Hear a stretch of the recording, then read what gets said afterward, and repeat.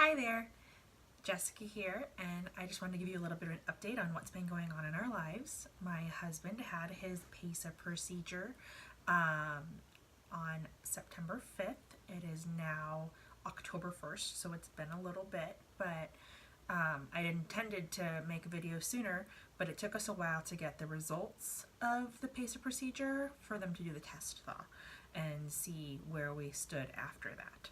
So, either way, I'll explain a little bit about how the PESA procedure went for my husband. I obviously didn't undergo it. How that went, and then what our results were, and where we're at now. So on September 5th, I took my husband into my doctor's office, my fertility specialist office, and his urologist, a specialized fertility urologist, met us there, and they performed the PESA procedure, which is percutaneous epididymal sperm aspiration, and that means that they put needles, which is about as painful as it sounds, into the epididymis to attempt to retrieve sperm that way. That is an option for us since my husband has no vas deferens. That's the easiest option for us to retrieve sperm. So he went in. This is all according to him. He went in. They gave him 4 shots for numbing on both sides of the testicles, and they were very painful. He said it felt a lot like getting kicked, and he felt pretty sick from it. And then they only had to, so those are fairly small needles that they do the numbing, the local numbing with. And then he had 2 sticks that were specifically to look for sperm. They could have done a lot more. Sometimes they do a lot more, but luckily, my husband has no issues producing sperm. We got a ton from only 2 sticks anyway. So the embryologist said that 2 sticks was enough. She had plenty of sperm. She got enough for 4 vials, plus enough for a test thaw sample. So all we knew at the end of it was that we got lots of sperm, and at that time it looked good, and they would get back to us. So we were waiting and waiting and waiting and worrying. We couldn't move forward with my next steps until we knew if there was sperm for us to use. So we're waiting, and then I call, and they're like, we'll get back to you. There's been some issues. Turns out the FDA had come in to inspect my the labs at my doctor's office. So that kind of put everything on hold for a little bit, so his sperm stayed frozen.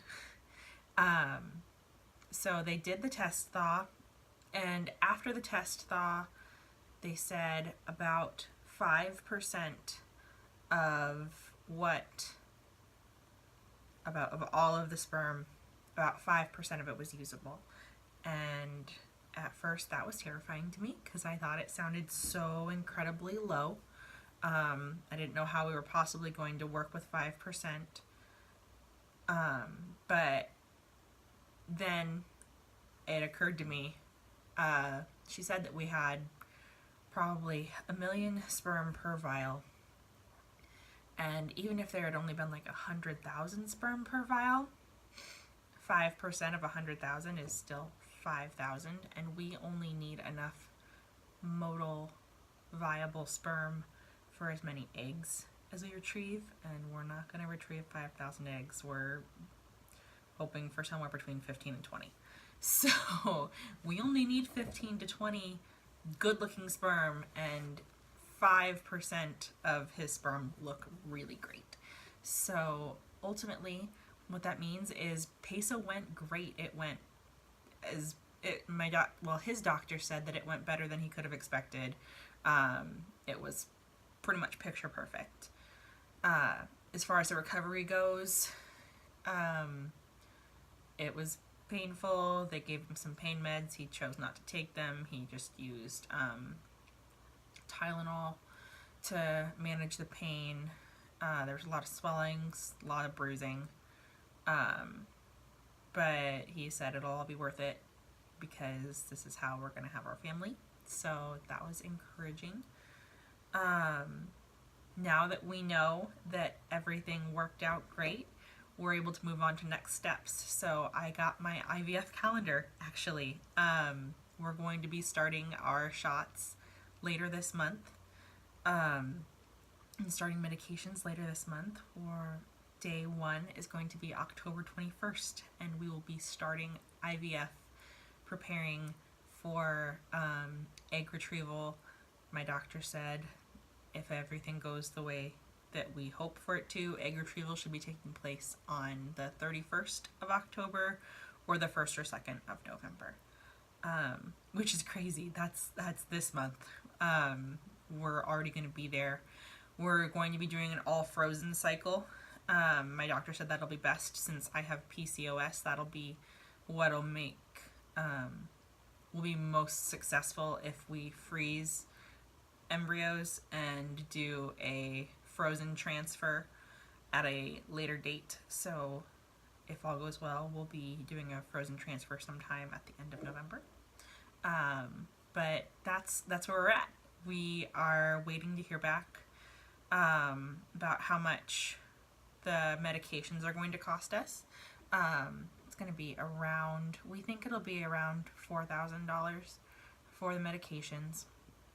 And we're just ready to get rolling and get moving and get this started. We're really ready to be parents, and so that's where we're at. The PESA procedure went great. IVF is getting started in 3 weeks. My baseline my baseline testing is going to be on the 17th, so that is in 16 days. And I've already got my monitoring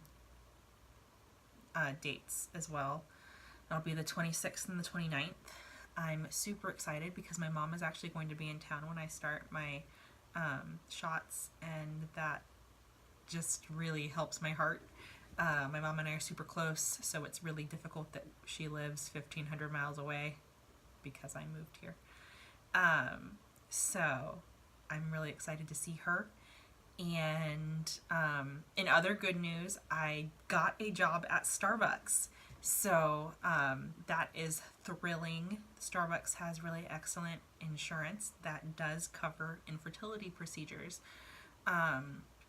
So if it doesn't work the first time, or if the retrieval works and we have embryos but the transfer doesn't work the first time,